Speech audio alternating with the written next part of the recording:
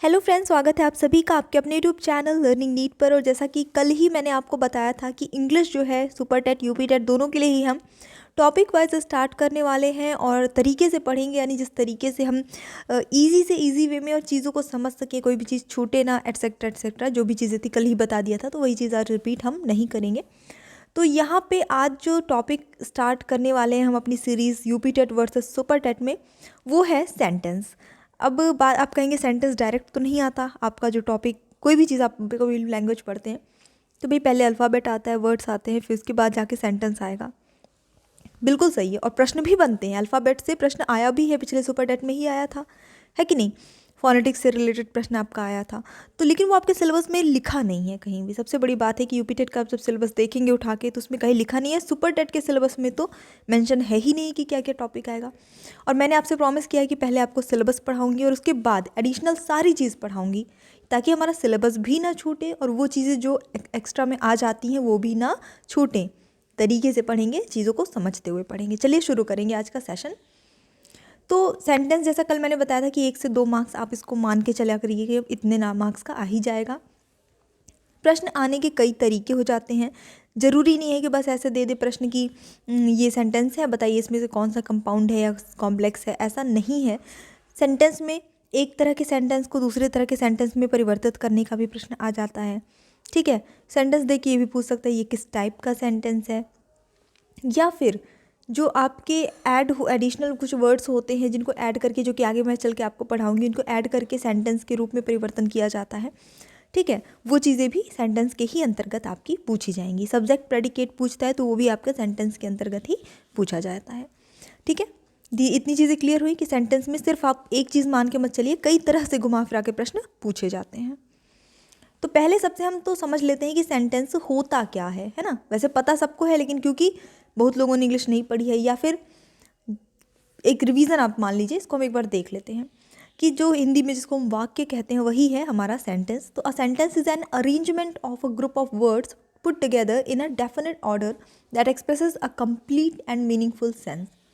कहने का मतलब है कि शब्दों का एक समूह होता है जिसको एक तरीके से अरेंज करके, एक ऑर्डर में, एक क्रम में, सही क्रम में अरेंज करके रखा जाए, जिससे कि एक पूरा किसी भी उस वाक्य का, मतलब उस सारे वर्ड्स मिला के जो ग्रुप ऑफ वर्ड्स हैं उनका एक सही सेंसफुल एक अर्थ निकले, एक पूरा अर्थ निकले, तो वो सेंटेंस कहलाएगा। इतना है समझ में, इतना तो पता ही था।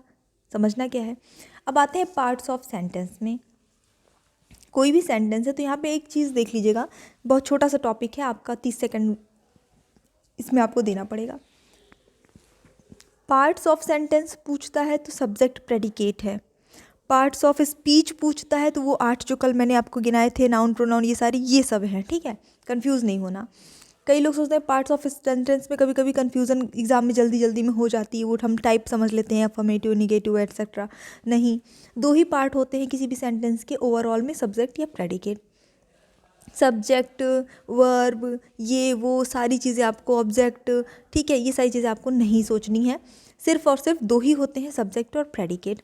इसको मैं एग्जाम्पल, डायरेक्ट एग्जाम्पल से आपको समझा देती हूँ। सब्जेक्ट का अर्थ ये नहीं होता है कि बस आपका जो पहला वर्ड है या शुरू का जो वर्ड है वही आपका सब्जेक्ट है, क्योंकि इस वाले में आप देखिए जो लाल रंग से हैं वो सारे सब्जेक्ट हैं आपके। ठीक है, तो देखिए this small intelligent and beautiful girl, almost पूरा सेंटेंस तो सब्जेक्ट ही है, सिर्फ एक हिस्सा जो है वो प्रेडिकेट है।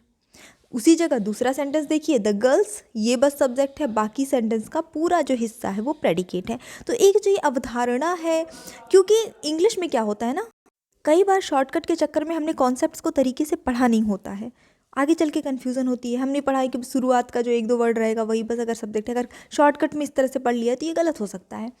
हमेशा जो आपका कर्ता होता है, आप ऐसे समझ लीजिए कि कर्ता होता है जिसके बारे में बात हो रही हो, वही आपका सब्जेक्ट है। बाकी क्या कहा जा रहा है, वो क्या कर रहा है, अन्य अन्य क्या वर्ड्स है उसमें, वो सब आपका प्रेडिकेट के अंतर्गत आ जाता है। अब आते हैं काइंड्स ऑफ सेंटेंस, जो कि एक बहुत ही कंफ्यूज करने वाला टॉपिक है। देखने में लगता है बहुत ही सिंपल सा है। आप किसी से पूछिए सेंटेंस के कितने प्रकार होते हैं, आपको उत्तर अलग अलग मिलेंगे। आप में से ही बहुत लोग कहेंगे सिंपल, कंपाउंड, कॉम्प्लेक्स, बहुत लोग कहेंगे अफर्मेटिव, निगेटिव, इंट्रोगेटिव, ये सारे। तो ये है क्या, यहाँ पे मैंने लिख दिया। अच्छा, सबसे बड़ी बात है कि किताबों में भी मेंशन नहीं रहता है। कुछ किताबों में आप काइंड्स ऑफ सेंटेंसेस देखेंगे तो आपको सिंपल कॉम्प्लेक्स कंपाउंड दिखा देगा, कुछ में आप देखेंगे अफर्मेटिव नेगेटिव दिखा देगा। अलग से किस आधार पे है ये, यहाँ कहीं भी इंग्लिश ग्रामर की बुक में, यानी कि बहुत अच्छी बुक्स भी मैंने देखी हैं, अलग से मेंशन नहीं होता। अलग से एक चैप्टर दे देगा सिंपल कंपाउंड कॉम्प्लेक्स का, लेकिन मेंशन नहीं करेगा कि ये भी काइंड्स ऑफ सेंटेंस ही है, सेंटेंस के प्रकार ही हैं। तो किस आधार पे हैं? हिंदी में होता है, हिंदी को ही आधार बना के यहाँ पे मैंने ये नोट्स जो है वो तैयार किए हैं ताकि आपको समझ में आ जाएगा। तो जैसे हिंदी में जब आप पढ़ते हैं कि वाक्य के प्रकार वगैरह, तो अर्थ के आधार पे, संरचना के आधार पे पढ़ते हैं ना। इंग्लिश में वही चीज़ है, कुछ अलग थोड़ी ना है भाई। आप ऐसे समझ लीजिए कि सेंटेंस के प्रकार दो आधार पे हम लेके चलते हैं। एक होता है on the basis of meaning, उसका अर्थ क्या निकल रहा है उसके आधार पे। On the basis of structure, उसका स्ट्रक्चर कैसा है इसके आधार पे, है ना। मतलब स्ट्रक्चर का मतलब हो जाता है कि भाई उसमें सिर्फ मेन क्लॉज है कि सिर्फ दो प्रिंसिपल क्लॉज हैं, या एक प्रिंसिपल क्लॉज और एक जो आपका सबऑर्डिनेट क्लॉज भी है, ये स्ट्रक्चर हो जाता है। आगे पढ़ेंगे इसको, फिलहाल अभी हम मीनिंग वाला देख रहे हैं। अर्थ के आधार पे, तो मीनिंग के आधार पे अगर हम देखते हैं तो 5 प्रकार के सेंटेंस होते हैं। निगेटिव नहीं है, ध्यान दीजिएगा। जैसे ही किसी से पूछो भाई सेंटेंस कितने प्रकार के होते हैं, तुरंत मुंह से निकलता है अफर्मेटिव निगेटिव। नहीं है वो, ध्यान दीजिएगा, वो असर्टिव के अंतर्गत ही आता है। पढ़ेंगे इसको, डीप से पढ़ेंगे थोड़ा सा, पर इतना अभी फोकस करके याद कर लीजिए। असर्टिव स्टेटमेंट भी कहीं कहीं लिखा मिल सकता है, डिक्लेरेटिव भी कहीं कहीं लिखा मिल सकता है, तीनों एक ही चीज़ है। इंट्रोगेटिव, उसके बाद इम्परेटिव, ऑप्टेटिव और एक्सक्लेमेटरी। तो ये सही है कि 5 ही प्रकार के सेंटेंस होंगे on the basis of meaning, लेकिन उसमें निगेटिव नहीं है, उसमें ऑप्टेटिव एडिशनल है। स्नैपशॉट लीजिए फटाफट से, रिवीजन के काम आएगा आपके। ठीक है, इसको क्लीन कर देते हैं, स्नैपशॉट फटाफट से लीजिए। चलिए आगे बढ़ेंगे। अब on the basis of structure वही है, सिंपल कंपाउंड कॉम्प्लेक्स, कुछ भी अलग नहीं है। इसको हम कल देखने वाले हैं क्योंकि इसको डिटेल से देखेंगे एग्जाम्पल और क्वेश्चंस के साथ में। तो पहले आज हम जो हमारे on the basis of meaning के 5 हैं वो समझ लेते हैं। असर्टिव सेंटेंस, जितने भी ऐसे सेंटेंस होते हैं जो कोई भी फैक्ट बताने के लिए, कोई भी नॉर्मल चीज़ बताने के लिए, काम बताने के लिए यूज़ होते हैं, वो सारे असर्टिव के अंतर्गत आते हैं। अब ये पॉजिटिव भी हो सकता है, ये निगेटिव भी हो सकता है। भाई जैसे अगर हम एक कोई फैक्ट बताते हैं कि चंद्रमा जो है वो धरती के चक्कर लगाता है, ये एक असर्टिव सेंटेंस होगा। मैं हिंदी में आपको समझा रही हूँ ताकि बहुत अच्छे से समझ में आए, ये हिंदी में होगा, बता रही हूँ, ये असर्टिव सेंटेंस है। अब मैं आपको दूसरा फैक्ट बता रही हूँ कि नमक जो है वो तेल में घुलनशील नहीं है, ये भी फैक्ट है, ये भी असर्टिव सेंटेंस ही है। तो यानी कि स्टेटमेंट वाले जो सेंटेंस, जो स्टेटमेंट दिया जा रहा है, कोई एक बात बताई जा रही है, सिंपल तरह से कथन कहा जा रहा है जिसे हम कह सकते हैं, वो आपके असर्टिव सेंटेंस के अंतर्गत आते हैं। अब इसमें 2 हो जाते हैं, एक आपका पॉजिटिव या फिर यस स्टेटमेंट कहलाता है, दूसरा आपका निगेटिव और नो स्टेटमेंट कहलाता है। तो यहाँ पे एग्जांपल जो है वो पॉजिटिव यानी यस स्टेटमेंट के हैं। अभय स्टडीज़ इंग्लिश, अभय इंग्लिश पढ़ता है, एक कथन है, हम बात बता रहे हैं कि वो भाई ऐसा करता है। वी आर प्लेइंग क्रिकेट, हम क्रिकेट खेल रहे हैं, बता रहे हैं, सिंपल सी बात है और कुछ नहीं है इस पे। Honesty is the best policy, सबको पता है। तो यहाँ पे क्या है, ये सारे असर्टिव सेंटेंस के यस सेंटेंस हैं, यानी पॉजिटिव वाले हैं। इसी के हम निगेटिव में आते हैं, निगेटिव या फिर नो स्टेटमेंट जिसे हम कहते हैं। He does not study well, वो अच्छे से पढ़ाई नहीं करता। They never come on time, वो कभी समय पे नहीं आते। आई हार्डली गो देयर, अब आप ये समझ रहे होंगे क्योंकि एक धारणा है कि निगेटिव सेंटेंस बनाने का मतलब है कि नो लगा दो, नॉट लगा दो, नेवर लगा दो, बात ख़त्म। इसीलिए यहाँ पे कुछ जो है मैंने स्टेटमेंट अलग ऐड किए हैं आपके एग्जाम्पल के लिए। एग्ज़ाम में आ गया, ये वाला सेंटेंस दे दिया, बताइए भाई कौन सा, किस टाइप का सेंटेंस है, निगेटिव है, पॉजिटिव है, इंट्रोगेटिव है। तो इंट्रोगेटिव तो नहीं है, आप बहुत ईजिली पता कर लेंगे, लेकिन इसमें कहीं पे भी नो नहीं लगा है, नॉट नहीं लगा है, तो आप निगेटिव भी नहीं लगा के आएंगे। ये निगेटिव है, क्यों है थोड़ा सा समझेंगे। देखिए पहली बात तो निगेटिव स्टेटमेंट जो, तो जिसमें नहीं वाला भाव आए, ध्यान दीजिएगा, नहीं वाला भाव, नहीं शब्द की बात नहीं हो रही कि जहाँ पे नहीं शब्द या नॉट शब्द लिखा आए, नहीं वाला भाव आए, वो निगेटिव है, वो नो स्टेटमेंट है। जैसे भाई वो अच्छे से नहीं पढ़ता है, तो ये इसमें नहीं वाली भाव आ रही है, नॉट भी लगा है, तो आपके लिए पहचानना आसान हो गया। They never come on time, वो कभी समय पे नहीं आते। नॉट नहीं लिखा है लेकिन नेवर लिखा है, तो कभी नहीं इसका अर्थ होता है, इस वजह से ये हो गया आपका निगेटिव। अब बात करते हैं आई हार्डली गो देयर। अब यहाँ पे हार्डली का मतलब बेसिकली हम मानते हैं कि बहुत कठिनाई से कोई भी चीज़ है, लेकिन जब हम ऐसे बोलते हैं ना आई हार्डली गो देयर, तो इसका ये अर्थ हो जाता है कि हम वहाँ पे नहीं जाते। कई बार होता है ना कि हम कोई काम नहीं करते रहते हैं, लेकिन हम प्रत्यक्ष ना करके ऐसा बोलते हैं कि ये मुश्किल है कि हम करें। जैसे कोई आपसे बोलता है कि भैया तो मेरी ये मदद कर दोगे या फिर तुम ऐसा कर सकते हो, तो आप डायरेक्ट ना करके क्या बोलते हैं, यार देख लेना पर मुश्किल ही है कि हो पाएगा हमसे।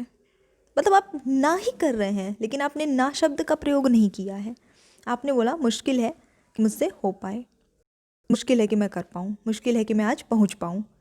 ना नहीं बोला है, लेकिन इनडायरेक्टली आपने ना कह दिया कि मतलब संभव नहीं है, ना मानकर चलो। तो ये भी आपके नो स्टेटमेंट ही कहलाते हैं, भले ही इसमें नॉट या नेवर नहीं लगा है। इसी तरह से ये देखिए एक बहुत ही अच्छा प्रोवर्ब आप कह सकते हैं, बार्किंग डॉग शेल्डम बाइट। तो इसका अर्थ होता है, देखिए वैसे तो कि भौंकने वाले कुत्ते काटते नहीं हैं, कहना ये चाह रहा है, या फिर इसकी जो हिंदी में ट्रांसलेशन, क्योंकि प्रोवर्ब के रूप में अगर हम लेंगे तो जो गरजते हैं वो बरसते नहीं, ये इसका सेंस हो जाता है। तो यहाँ पे नहीं कहीं नहीं लिखा है, लेकिन इसका अर्थ भी हो जाएगा कि जो भाई भौंकते हैं वो काटते नहीं हैं। तो ये भी आपका नो स्टेटमेंट के अंतर्गत आ जाता है। तो दूसरे नंबर पे हमारा आता है इंट्रोगेटिव। पहला क्या था, असर्टिव था, दूसरा इंट्रोगेटिव आ जाता है, जिसका हमको बहुत अच्छे से पता है कि जो क्वेश्चन वाले सेंटेंस होते हैं वो, जिसमें प्रश्न पूछा जाता है। अब ये भी दो प्रकार के होते हैं। देखिए डीप से पढ़ेंगे, थोड़ा सा आराम से पढ़ रहे हैं लेकिन डीप से पढ़ेंगे। एक तो यस नो क्वेश्चन होते हैं, एक होता है WH क्वेश्चन। हालांकि इसके बारे में मैंने आपको बहुत बार बताया है, ऐसा नहीं है, पर पर्टिकुलर टॉपिक के अंतर्गत नहीं बताया है, अलग से बहुत बार बताया है। तो देखिए यस नो क्वेश्चंस क्या होते हैं भाई, जो भी प्रश्न है जिसका उत्तर सामने वाला या तो हाँ या तो ना में ही दे सकता है, वो दूसरा उत्तर वो उसका दे ही नहीं सकता। हमारा प्रश्न ही ऐसा हो कि सामने वाला हाँ या ना के अलावा कुछ जवाब दे ही ना पाए। एग्जाम्पल के लिए, आपने यूपी टेट का फॉर्म भरा है, तो आप क्या बोलेंगे, या तो हाँ बोलेंगे या तो ना बोलेंगे, भाई या तो भरा है या तो नहीं भरा है कि नहीं। क्या तुम आज मार्केट जाओगे, हाँ बोलोगे या तो ना बोलोगे, ऐसा ही ना। लेकिन जब हम WH वाले क्वेश्चन पे आते हैं, WH क्यों कहते हैं, क्योंकि जितने भी हमारे क्वेश्चन वर्ड्स होते हैं ज़्यादातर W या H से स्टार्ट होते हैं, जैसे हु है, वॉट है, विच है, हुज है ना, वाई है, हाउ है, ये सभी इस वजह से WH क्वेश्चंस कहते हैं। इसका एक कुछ भी उत्तर हो सकता है, इसका इनफाइनाइट उत्तर हो सकता है। हम बोलते हैं भाई कहाँ जा रहे हो, अब वो मार्केट भी बोल सकता है, मंदिर भी बोल सकता है, घर भी बोल सकता है, स्कूल भी बोल सकता है। मतलब उत्तर का जो जितने लोग उत्तर देंगे सब अलग अलग देंगे, जो जहाँ जा रहा होगा वहाँ का उत्तर। तुम्हारा नाम क्या है, तुम्हारा नाम क्या है, तो जिसका जो नाम होगा वो बताएगा, इनफाइनाइट उत्तर है इसके, है ना। लेकिन हम पूछेंगे क्या तुम्हारा नाम राधा है, तो वो बोलेगा नहीं, या फिर हाँ, सामने वाला ऐसे ही उत्तर देगा।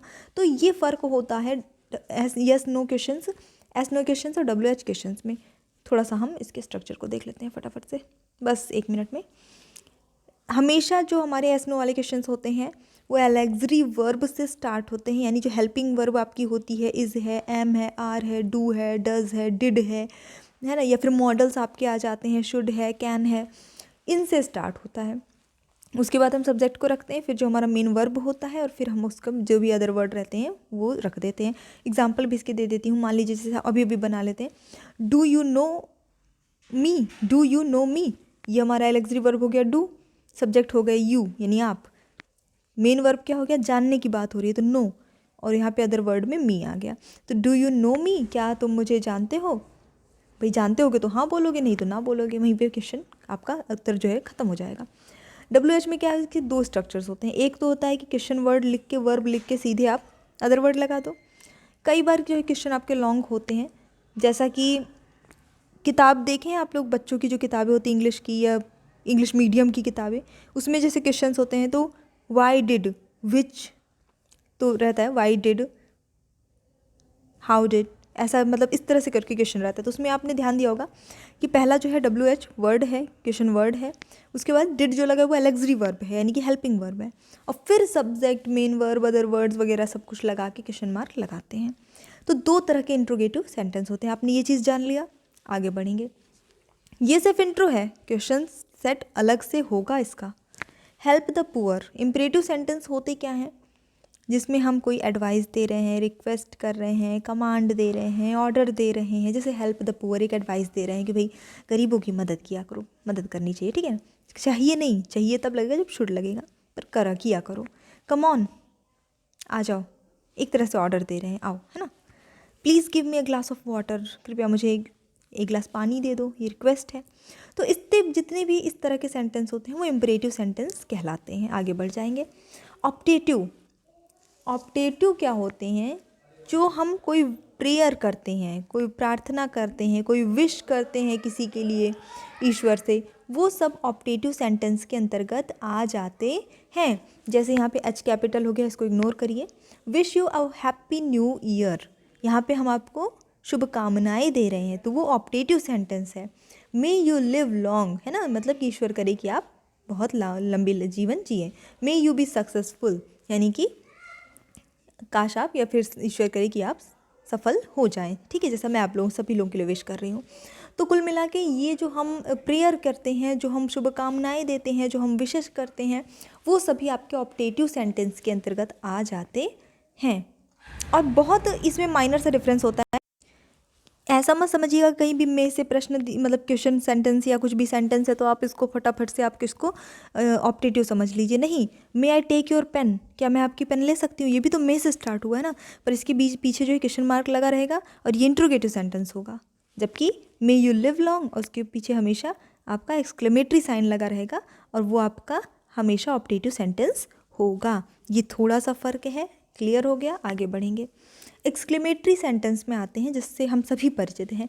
कोई भी फीलिंग है, इमोशन है, डर है, गुस्सा है, यानी कि जो हमारी फीलिंग्स होती हैं वो सभी व्यक्त करने वाले सभी जो सेंटेंस है वो एक्सक्लेमेटरी सेंटेंस होते हैं।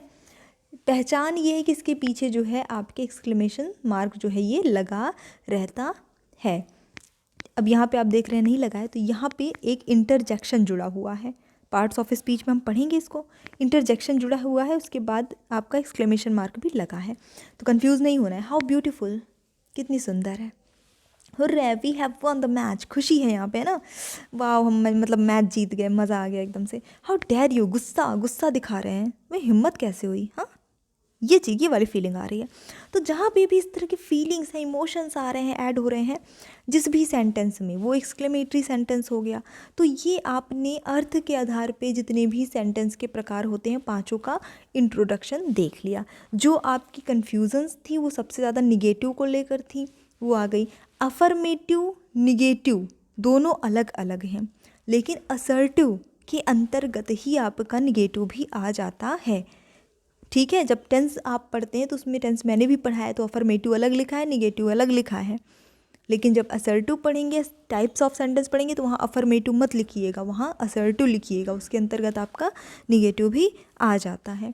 यही एक मेन जो चीज़ थी आज की क्लास की, क्योंकि बहुत छोटी सी चीज़ है और बहुत ज़्यादा पढ़ने के बाद भी हम यही छोटी छोटी चीज़ों को पीछे छोड़ जाते हैं। मुझे पूरी उम्मीद है आपको क्लास पसंद आया होगा। पसंद आया लाइक शेयर सब्सक्राइब करिए। कल जो है हम सिंपल, कंपाउंड, कॉम्प्लेक्स जो है टाइप्स उसके देखेंगे, और कोशिश करिए कि आप थोड़ा सा पढ़ भी लीजिए। एक टारगेट आपको देते चलते हैं, तो आप थोड़ा सा उसके बारे में पढ़े रहेंगे तो आपको क्लास लेने में मज़ा आएगा, आनंद आएगा। क्वेश्चंस भी क्योंकि मैं कल कराऊंगी इसके, तो आपको अच्छा लगेगा और ज़्यादा क्वेश्चंस आप सही कर पाएंगे।